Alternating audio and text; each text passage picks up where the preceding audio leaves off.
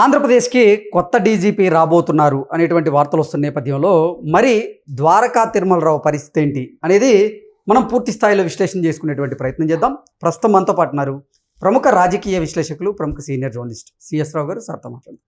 Sir నమస్తే. Sir నమస్తే. ఆంధ్రప్రదేశ్కి కొత్త పోలీస్ బాస్ రాబోతున్నారు అంటూ కొన్ని వార్తలు వస్తున్నాయి. మరి ద్వారకా తిరుమలరావు పరిస్థితి ఏంటి అంటే ఏం చెప్తారు? ఇప్పుడు అదే చర్చ జరుగుతుంది. ద్వారకా తిరుమలరావు గారు మరి కంటిన్యూ అవుతారా, లేదంటే ఆయన్ని పదవి విరమణ అయిపోయిన తర్వాత ఇప్పుడున్నటువంటి ప్రభుత్వం ఏం చేస్తుంది అనే దాని మీద చాలా చర్చ జరుగుతుంది. అయితే ఆయన ఇప్పుడు ప్రస్తుతం 2 పదవులు ఉన్నాయి ఆయనకి. ఒకటేంది, ఆర్టీసీ వైస్ చైర్మన్గా ఉన్నారు, ఎండీగా ఉన్నారు ఆర్టీసీ. సో వైస్ చైర్మన్గా ఆయన ఎండీగా ఉన్నారు. ఆ పదవిలో ఆయన్ని కొనసాగిస్తారని చెప్పి తెలుస్తుంది ఆర్టీసీ వైస్ చైర్మన్గా. ఎందుకంటే ఆర్టీసీ రాబోయేటువంటి రోజుల్లో ఒక పెద్ద ఎత్తున ఎలక్ట్రిక్ బస్సులని తీసుకొచ్చి మొత్తం మార్చాలి అనేది ఒకటి. 2, ఉచిత బస్సుని వైస్ చైర్మన్గా అతన్ని కంటిన్యూ. ఇప్పుడు ఏమో ఎండీగా ఉన్నారు ఆయన. 2 పదవుల్లో ఉన్నారు, డీజీపీగా ఉన్నారు, ఎండీగా ఉన్నారు. సో ఇప్పుడు ఆయన వైస్ చైర్మన్గా చేసి వైస్ చైర్మన్గా కంటిన్యూ చేయాలనేది ఒకటి వినిపిస్తుంది. సో ఇప్పుడు డీజీపీగా ఇప్పుడు ఒక పదవిని, అంటే ఇప్పుడు ఆల్రెడీ ఆయనకి టైం అయిపోతుంది డీజీపీగా ద్వారకా తిరుమలరావు గారికి. మంత్ ఎండింగ్కి జనవరి 31కి ఆయనకి పదవి విరమణ అవుతారు. పదవి విరమణ అయితే ఆయన పదవుల నుంచి దిగిపోతారు. దిగిపోయిన తర్వాత ఆయన ప్లేస్లో ఎవరు వస్తారు అనేది ఇప్పుడు పెద్ద చర్చ నడుస్తుంది. ఆయన ప్లేస్లో ఎవరు వచ్చేటువంటి అవకాశం ఉంది అంటే హరీష్ కుమార్ గుప్తా గారి పేరు చాలా బలంగా వినిపిస్తుంది. అయితే ద్వారకా తిరుమలరావు గారు ఈ ప్రభుత్వంలో ఖచ్చితంగా భాగస్వాములుగా ఉంటారు. ఇదే ప్రభుత్వంలో భాగస్వామిగా ఏదో పోస్టులు అయితే ఉంటారు అనేది ఎక్స్టెన్షన్ చేసి ఆయన వేరే పదవుల్లో కొనసాగించడం, లేదంటే నామినేటెడ్ పోస్ట్ ఇవ్వడం, ఏదో ఒకటి భాగస్వామిగా చేస్తారు. వైస్ చైర్మన్ లేకపోతే ఎండీగా మళ్ళీ ఆయన్ని రిమూవ్ చేస్తారా అనేది అది ప్రభుత్వం యొక్క విశిక్షణాధికారం.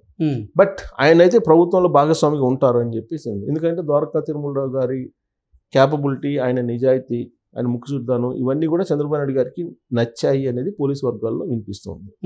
అయితే డీజీపీగా ఎక్స్టెన్షన్ చేసి కంటిన్యూ చేసినటువంటి దాఖలాలు చంద్రబాబు నాయుడు హయాంలో లేవు. అందువల్ల ఈయన పదవి విరమణకి డేట్ అది ఫిక్స్ చేసేసారు. పదవి విరమణ చేయబోతున్నారు డీజీపీగా. అయితే కొత్త ఆర్టీసీ ఎండీగా కొనసాగేటువంటి అవకాశం, ఆర్టీసీ ఎండీగానా లేదా వైస్ చైర్మన్ గానా అనేది ప్రభుత్వం డిసైడ్ చేస్తుంది. ఆర్టీసీ ఎండీగా చేయాలని అంటే కనుక మీకు రిటైర్మెంట్ ఎక్స్టెండ్ చేసుకోవాలి, అంటే సర్వీస్ని ఎక్స్టెండ్ చేయాలి గవర్నమెంట్. మరి ఎక్స్టెండ్ చేస్తుందా లేదంటే నామినేటెడ్గా వైస్ చైర్మన్కి ఇస్తుందా అనేది ఒకటి చూడాలి. సో ఇక ఆయన రిటైర్ కావడం అనేది ఖాయం. మరి ఆయన ప్లేస్లో ఎవరు వస్తారు అని అంటే డీజీపీ హరీష్ కుమార్ గుప్తా గారు వస్తారని ఇప్పుడు విజిలెన్స్ అండ్ ఎన్ఫోర్స్మెంట్ డైరెక్టర్గా ఉన్నారు హరీష్ కుమార్ గుప్తా గారు. యాక్చువల్గా ఎన్నికల టైంలో ఆయనే డీజీపీగా ఉన్నారు. ఎన్నికల సమయంలో అప్పట్లో ఆయన రాజేంద్రనాథ్ రెడ్డి గారు ఉన్నారు. రాజేంద్రనాథ్ రెడ్డి గారి మీద అనేక ఆరోపణలు రావడంతో ఎలక్షన్ కమిషన్ సీరియస్ అయ్యి ఆయన్ని పక్కకు తప్పించేసి హరీష్ కుమార్ గుప్తా గారిని నియమించిన తర్వాత ఆయన చాలా నిష్పక్షపాతంగా ఎన్నికలను నిర్వహించగలిగారు ఎన్నికల కమిషన్ ఆధ్వర్యంలో. ఆ తర్వాత కూటమి ప్రభుత్వం ఏర్పడింది. కూటమి ప్రభుత్వం ఏర్పడిన తర్వాత ప్రమాణ స్వీకారోత్సవం సందర్భంగా హరీష్ కుమార్ గుప్తా గారు కోఆర్డినేట్ చేసుకోలేకపోయారు అనేది ఒక మైనస్ పాయింట్ ఆయన ఉంది. ఆ రోజున ట్రాఫిక్ సంబంధించినటువంటి విషయంలో ఆయన క్లియరెన్స్ చేయలేకపోవటం, అక్కడ ప్రోటోకాల్ ప్రకారం అందరికీ ఏర్పాట్లు చేయలేకపోవటం, ఇవన్నీ కొంత మైనస్ ఉన్నాయి ఆయనకి. ఆ తర్వాత ద్వారకా తిరుమలరావు గారు అవగాహన ఉన్నటువంటి పోలీస్ ఆఫీసర్ రాష్ట్రం మీద అనేటువంటి ఉద్దేశంతో హరీష్ కుమార్ గుప్తా గారి బదులుగా ద్వారకా తిరుమలరావు గారిని డీజీపీ చేశారు. అది ఇప్పుడు ఆయన పదవి విరమణ చేయబోతున్నారు కాబట్టి ఇప్పుడు హరీష్ కుమార్ గుప్తా గారే మళ్ళా డీజీపీ అయ్యే అవకాశం ఉంది అనేది ఒకటి వినిపిస్తుంది. ఈయన యాక్చువల్గా ఇంకొక పేర్లు కూడా పోలీస్ చీఫ్ సీనియారిటీ లిస్ట్ ప్రకారం చూస్తే కనుక మాదిరెడ్డి ప్రతాప్ ఉన్నాడు. 91 బ్యాచ్కి సంబంధించినటువంటి ఐపీఎస్ ఆఫీసర్ ఈయన. ఇప్పుడు ప్రజెంట్ ఫైర్ సర్వీస్ డిపార్ట్మెంట్లో ఉంటున్నారు ఈయన. సో కాబట్టి ఆయన పేరు కూడా వినిపిస్తుంది. కాకపోతే జనరల్గా విచక్షణాధికారంతో చంద్రబాబు ఏ ముఖ్యమంత్రి ఉన్నా కానీ ఆయనకు అనుకూలమైనటువంటి వాళ్ళని నియమించుకుంటారు. తర్వాత హరీష్ కుమార్ గుప్తా 92 బ్యాచ్ ఈయన హరీష్ కుమార్ గుప్తా గారు ప్రస్తుతం director general of vigilance and ఎన్ఫోర్స్మెంట్లో ఉన్నాడు ఆయన, డీజీపీ ర్యాంక్లో ఉన్నారు, డీజీ ర్యాంక్లో ఉన్నారు. సో హరీష్ కుమార్ గుప్తాకి అవకాశం ఉంది అని చెప్పి అంటున్నారు. So Andhra Pradesh state road transport corporation ఎండీగా దాదాపు ఈయనే తిరుమలరావు గారే ఉన్నారు ఇప్పుడు, అది కంటిన్యూ అయ్యే అవకాశం ఉంది అని అంటున్నారు. సో ఇక మిగతా వాళ్ళకి సంబంధించి బాలసుబ్రహ్మణ్యం గారి పేరు కూడా వినిపిస్తుంది. బాలసుబ్రహ్మణ్యం గారు ఇంతకుముందు ఆయన గ్రే హౌండ్స్లో వాటిలో ఎక్స్పర్ట్, సో దాంట్లో కూడా చేస్తున్నాడు ఆయన పేరు కూడా వినిపిస్తుంది, బాలసుబ్రహ్మణ్యం గారి పేరు కూడా డీజీపీగా. కానీ ఆయన్ని కొంచెం ఆయన అంత యాక్టివ్గా ఇప్పుడు లేరు అనేటువంటిది కూడా నడుస్తుంది ఇప్పుడు టాకు. కాబట్టి అన్ని కోణాల నుంచి ఆలోచించిన తర్వాత సామాజిక వర్గాలు, తర్వాత ప్రభుత్వానికి అనుకూలంగా నిష్పక్షపాతంగా, ప్లస్ కూటమి లీడర్లందరికీ కూడా, కూటమిలో ఉన్న పార్టీలకి అనుకూలంగా ఉండేటువంటి పోలీస్ ఆఫీసర్ ఎవరు అనే దాని మీద వీళ్ళు ఈక్వేషన్స్ తీసుకుంటున్నారు. ప్లస్ డీజీపీ విషయంలో ఆరోపణలు రాకూడదు కదా, విమర్శలు రాకూడదు, నిష్పక్షపాతంగా వెళ్ళేటువంటి వాళ్ళు కావాలి. ప్లస్ ఇప్పుడు రాష్ట్రంలో ఉండేటువంటి పరిస్థితి ఏంటి, లా అండ్ ఆర్డర్ లేదు అని చెప్పేసి జగన్మోహన్ రెడ్డి గారు ప్రతిరోజు చెప్తున్నారు, అక్కడ లా అండ్ ఆర్డర్ లేదు అని.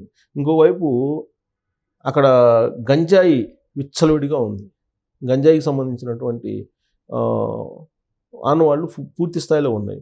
దాన్ని అడ్డుకట్ట వేయడానికి ఇప్పటికే ద్వారకా తిరుమలరావు గారు ఒక సిస్టమ్ తయారు చేశారు, డ్రగ్స్ కానీ గంజాయిని కానీ అరికట్టడానికి. డ్రగ్స్ గంజాయి రహిత ఆంధ్రప్రదేశ్ని తయారు చేయాలని యూత్ ప్రధానంగా వాటికి అట్రాక్ట్ అయిపోయి నేరాలకు పాల్పడుతున్నారు.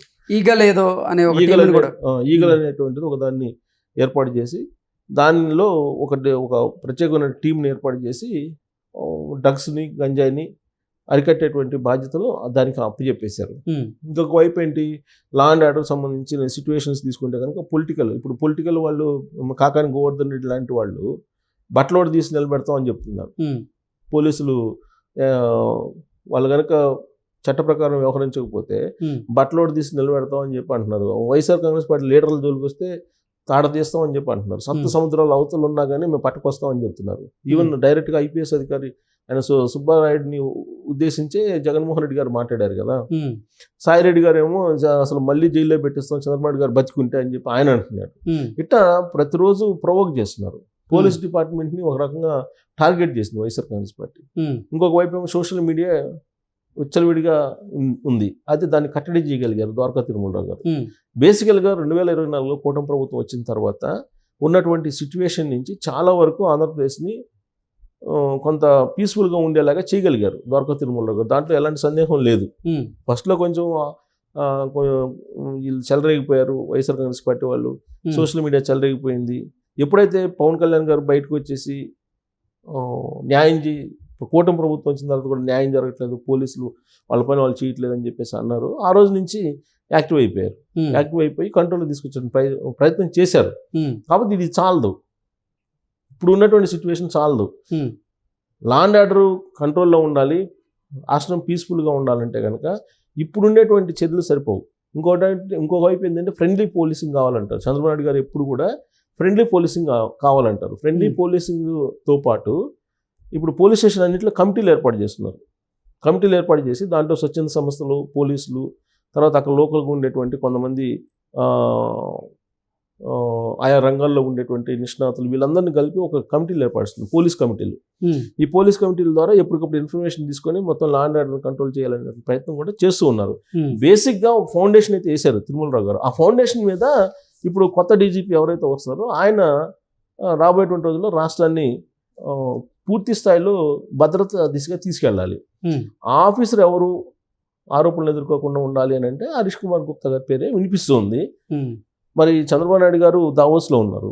దావోస్లో నుంచి వచ్చిన తర్వాత బహుశా నేను అనుకుంటాను రేపు ఎల్లుండో కొత్త డీజీపీ పేరుని అఫీషియల్గా అనౌన్స్ చేసేటువంటి అవకాశం ఉంది.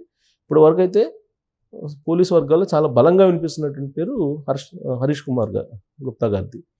సో కాబట్టి ఆయన పేరే ఫైనల్ అవుతుందేమో. ఎన్నికల కమిషన్ కూడా ఆయనకి అప్పట్లో ఆయనే బెటర్ అని చెప్పేసి యాక్చువల్గా సీనియారిటీ ప్రకారం ద్వారకా తిరుమలరావు గారికి ఇవ్వాలి అప్పట్లోనే. మరి హరీష్ కుమార్ గుప్తా గారికి ఎన్నికల కమిషన్ అప్పుడు ఇచ్చింది కదా. సో ఇప్పుడు మళ్ళీ ఆయన్ని ఆ పదవుల్లో నియమించేటువంటి అవకాశం ఉంది.